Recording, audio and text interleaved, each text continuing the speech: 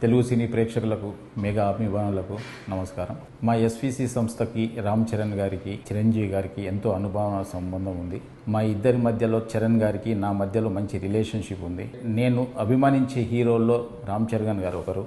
ఆయనని అవమానపరచడం కానీ, ఆయనని కించపరచడం కానీ నా జన్మలో నేను ఎప్పుడు చేయను. నేను ఇచ్చిన ఇంటర్వ్యూలో ఆయన గురించి చిన్న మాట దొర్లినా అది నా తప్పే.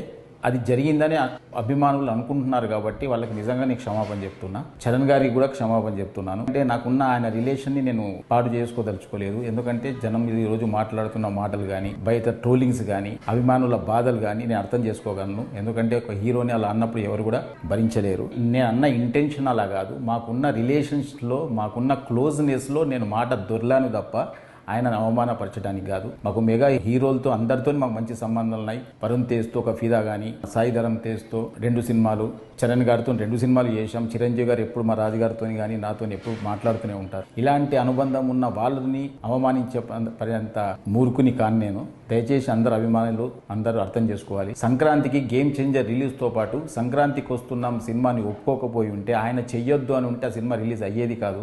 ఆ రోజు ఆయన మనసు గొప్పది కాబట్టి ఆ రోజు ఇబ్బందులో ఉంటారేమో ఫైనాన్షియల్గా అనుకుంటూ కూడా ఆయన, ఎందుకంటే పెద్దగా బడ్జెట్ అయిన సినిమా కాబట్టి మీరు మంచిగా దీన్ని కూడా రిలీజ్ చేసుకోండి అని ఒక గొప్ప మనసుతో ఒప్పుకున్న వ్యక్తి ఆయన. ఆయనను ఎందుకు అవమానపరుస్తాం? దయచేసి నేను ఆయన మాటలు కానీ అపార్థం చేసుకుంటే ఫ్యాన్స్కి అందరికీ నేను క్షమాపణ చెప్తున్నా. దయచేసి మా రిలేషన్ పాడు చేయొద్దు. మాకు మళ్ళీ నెక్స్ట్ ఒక ప్రాజెక్ట్ రెడీ అయింది. నెక్స్ట్ చరణ్ గారితో సినిమా తీయబోతున్నాం.